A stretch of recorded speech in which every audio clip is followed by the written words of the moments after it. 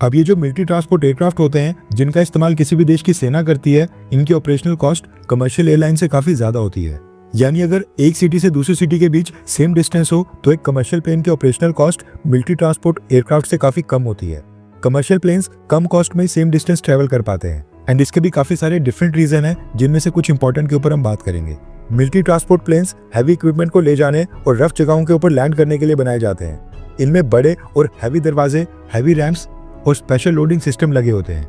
Military planes tough condition झेल सकें, इसलिए इसमें एक्स्ट्रा स्ट्रॉन्ग मटेरियल्स का यूज किया जाता है, जो मैन्युफैक्चरिंग और रिपेयर कॉस्ट को भी बढ़ा देता है। मिलिट्री ट्रांसपोर्ट प्लेन्स का यूज वॉर जोन में युद्ध के समय भी किया जाता है, इसलिए इनके अंदर स्पेशल रडार्स और सिक्योर कम्युनिकेशन सिस्टम और डिफेंस मेजर्स फिट किए जाते हैं। और मिलिट्री ट्रांसपोर्ट एयरक्राफ्ट को इस तरह से डिजाइन किया जाता है ताकि ये फ्यूल एफिशिएंसी की बजाय परफॉर्मेंस के ऊपर फोकस करें, मैक्सिमम परफॉर्मेंस दें, जिस वजह से कमर्शियल प्लेन से ज्यादा फ्यूल कंज्यूम करते हैं। जबकि जो कमर्शियल एयरलाइन कंपनीज होती हैं उनके प्लेन्स के अंदर लाइट वेट मटेरियल्स का यूज किया जाता है ताकि प्लेन ज्यादा फ्यूल यूज ना करे। इसके अलावा मिलिट्री प्लेन्स हमेशा ही बेस्ट कंडीशन में होने चाहिए। इनका इस्तेमाल इमरजेंसी सिचुएशन या फिर युद्ध में किया जाता है, इसलिए इनकी सर्विस और चेकअप ज्यादा फ्रीक्वेंटली और महंगी होती है।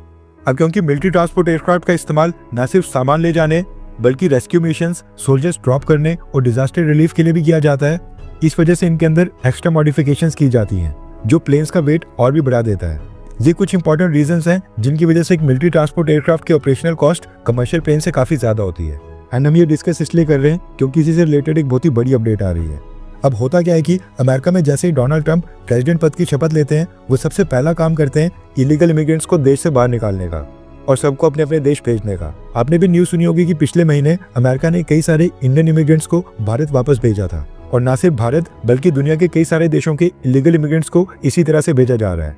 आपने नोटिस किया होगा कि इलीगल इमिग्रेंट्स को उनके देश भेजने के लिए डोनाल्ड ट्रंप ने मिलिट्री ट्रांसपोर्ट प्लेन्स का इस्तेमाल किया था। यानी अमेरिका की एयरफोर्स के पास जो कार्गो प्लेन्स थे जिनमें मिलिट्री इक्विपमेंट या सेना के ट्रूप्स को ले जाया जाता है, इन्हीं का इस्तेमाल करके इलीगल इमिग्रेंट्स को भी अपने अपने देश भेजा जा रहा था। लेकिन अब आज के बाद भारत का कोई भी illegal immigrant in military transport aircraft के अंदर भारत नहीं आएगा। रेफरेंस के लिए आपकी स्क्रीन के ऊपर आर्टिकल का स्क्रीनशॉट है। ऐसा नहीं है कि अमेरिका के पास मिलिट्री ट्रांसपोर्ट प्लेन्स की कमी हो गई है। अमेरिका के पास 500 से भी ज्यादा heavy lift military transport aircraft plane है। दरअसल न्यूज निकल कर आ रही है कि इलीगल इमिग्रेंट्स को डिपोर्ट करने के लिए मिलिट्री प्लेन्स का इस्तेमाल करने से अमेरिका को काफी ह्यूज लॉस हो रहा था। अमेरिका द्वारा इलीगल इमिग्रेंट्स को वापस भेजने के लिए C-17 ग्लोमास्टर और C-130 का यूज किया जा रहा था। अभी जो मिलिट्री ट्रांसपोर्ट प्लेन्स हैं, इनकी पर आवर ऑपरेशनल कॉस्ट है $28,500, यानी कि 1 घंटे की ऑपरेशनल कॉस्ट भारतीय रुपीज में 24 से 25 लाख के बीच है। वहीं पर एक नॉर्मल से कमर्शियल प्लेन की ऑपरेशनल कॉस्ट केवल $8,500 होती है, यानी 7 से 7.5 लाख पर घंटा।